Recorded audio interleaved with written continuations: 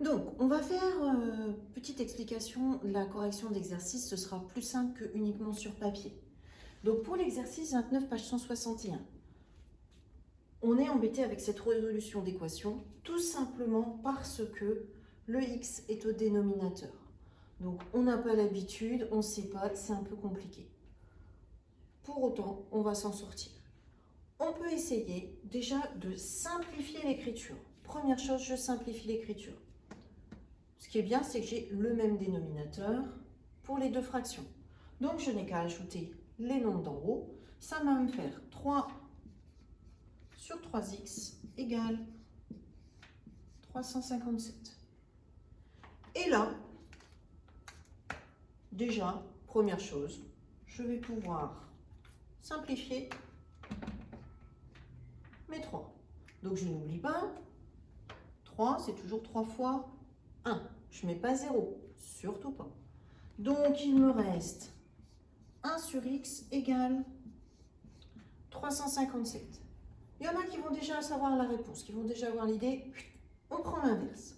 Puis il y en a, ça ne va pas être clair pour eux. Donc, j'ai deux égalités de fractions. Qu'est-ce que je peux faire quand j'ai deux égalités de fractions? Eh bien, tout simplement, je vais pouvoir faire les produits en croix. Utiliser les produits en croix pour trouver la valeur de x.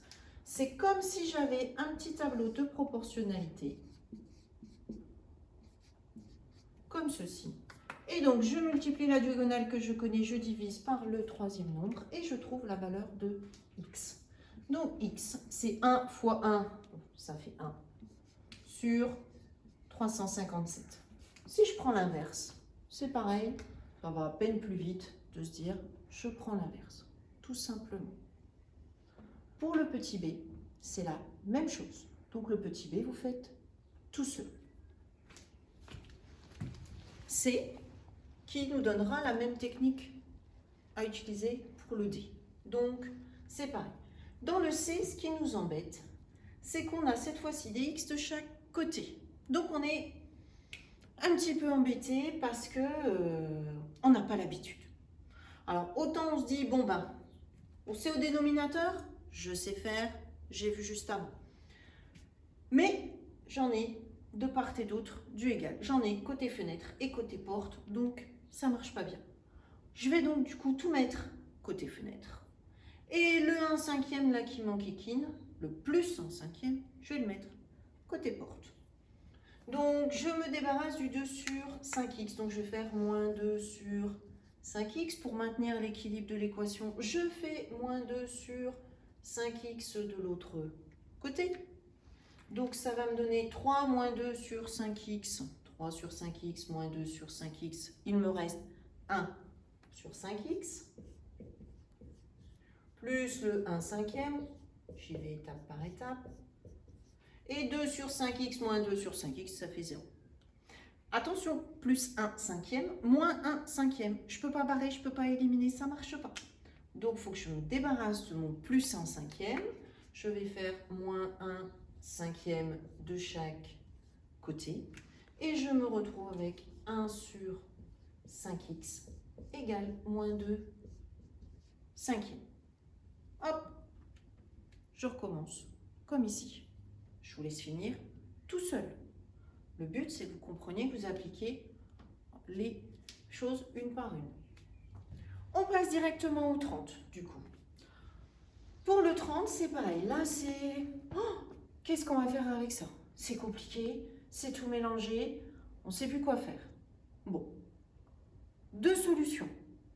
J'ai une partie factorisée, j'ai une partie développée. Alors, soit je factorise la première, et là, ça ne va pas être possible. C'est même pas une identité remarquable. Soit je développe la deuxième. Ça, je sais toujours faire. Après, on peut se tromper. On peut tester d'un côté, ça ne marche pas, on recommence pour reprendre une autre technique. Ce n'est pas du temps perdu. L'important, c'est ensuite de s'adapter. Donc, je développe x carré plus 4x moins 1. Ici, si je développe, ça nous fera x au carré moins 2x moins x plus 2. Moins 1 fois moins 2 plus 2. Tiens. plus x carré ici, plus x carré ici. C'est le même. Donc si je l'enlève d'un côté, je peux l'enlever de l'autre. Paf, paf. Il me reste 4x moins 1, moins 2x moins x plus 2. Hop, je suis revenue au D de l'exercice précédent, qui correspond donc à la technique du C. Je mets tous les x du même côté, tous les nombres de l'autre, et je finis ma résolution d'équation. Je vous laisse finir tout seul. Ici, alors, pareil, je peux développer, c'est une façon de faire. Si je développe, je vais avoir dx carré d'un côté, dx carré de l'autre. Hop, hop, hop, je peux m'en débarrasser comme ça. Je peux aussi éventuellement me dire j'ai un carré égal à un carré. À ce moment-là, je peux penser à mon identité remarquable et je peux faire, on va faire un petit peu de technique. X moins 2 au carré moins x plus 3 au carré égale 0. Bon, mon bleu est en train de mourir, je vais passer au vert. Du coup, j'ai a carré moins b carré. Ça va me donner x moins 2 plus x plus 3, facteur de x moins 2 moins x, attention, moins 3, parce que je prends l'opposé de tout x plus 3, égale 0. Ah bah tiens, x moins x, ça fait 0. X. Donc on aura juste un moins 5 ici. Donc on va avoir 2x plus 1 fois moins 5 égale 0. 2x plus 1 est forcément égal à 0. Hop, je suis revenue à ma leçon de tout à l'heure.